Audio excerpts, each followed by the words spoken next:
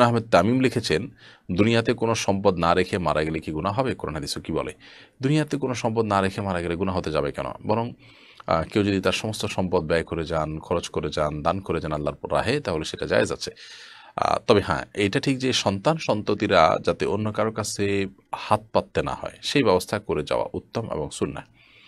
এমনভাবে দান করে যাওয়াটা অনুচিত যে সন্তান-সন্ততি অন্য কারোর কাছে হাত পাততে হয়। যদি কারো সন্তান-সন্ততি না থাকে অথবা তারা তাদের মতো এস্টাবলিশড হয়ে যায় বা তাদের হাত পাতার মতো অপশন আপাতদৃষ্টি নাই, তাহলে সেক্ষেত্রে তিনি তার সমস্ত সম্পদ খরচ করে বা দান করে গেলে কোনো গুনাহ হবে না।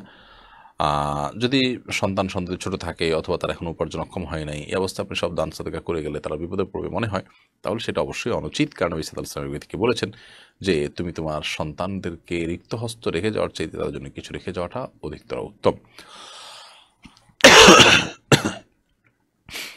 জায়ার আহমদ আপনি লিখেছেন, আমার স্বামীর ব্যাংকে ৫০ লক্ষ টাকা লোন আছে। তিনি হজ করলে কি হজ কবুল হবে? এই লোনটা যদি এমন লোন হয় যেটা তার ব্যবসায়িক উন্নতির জন্য করেছেন, তার ব্যবসাকে প্রসারিত করবার জন্য করেছেন, তাহলে সেক্ষেত্রে সেটি থাকা সত্ত্বেও তার যদি অন্য সম্পদ থাকে যে সম্পদ হজে খরচযোগ্য বা খরচ করার মতো, তাহলে তার জন্য হজ বর্তাবে এবং হজ করতে হবে। অনেক সময় আমাদের ব্যবসা বাণিজ্যকে সম্প্রসারিত করবার জন্য এবং বৃদ্ধি করবার জন্য আমরা অনেকে লোন নিয়ে থাকি ব্যাংক ইত্যাদি থেকে। তো সে সমস্ত লোন দেখা যায় কিস্তিতে পরিশোধযোগ্য, আমরা সেটা দিচ্ছি, একটা সিস্টেমের মধ্যে আছে।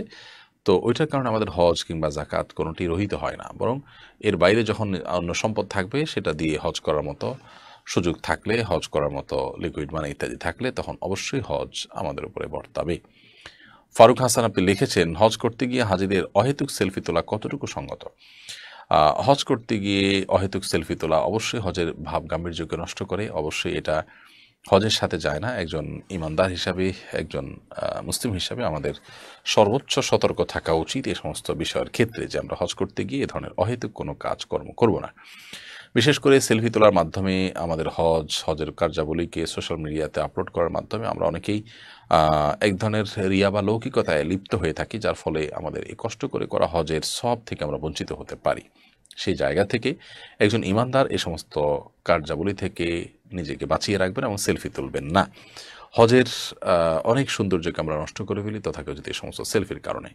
যেখানে আল্লাহর দিকে মনোনিবেশ করার কথা, আল্লাহর দিকে রুজু হওয়ার কথা, আল্লাহর কে স্মরণ করার কথা, সেখানে আমরা যদি এই ধরনের বিষয়ের মধ্যে লেগে যাই, তাহলে সেটা সন্দেহাতীতভাবে আমাদের আমলের ঘাটতি, আমাদের ঈমানের ত্রুটি, আমাদের হজে যাওয়ার জন্য যে প্রস্তুতি নেওয়া দরকার ছিল, আধ্যাত্মিক প্রস্তুতি, সেটা ত্রুটিকে প্রমাণ করে। সো এ ধরনের কার্যাবলী থেকে আমরা যথাসম্ভব বেঁচে থাকবো এবং এটাকে হাস্যকর অন্য 10টি তামাশা বস্তুর মতো করে হজকে আমরা বানিয়ে ফেলবো না।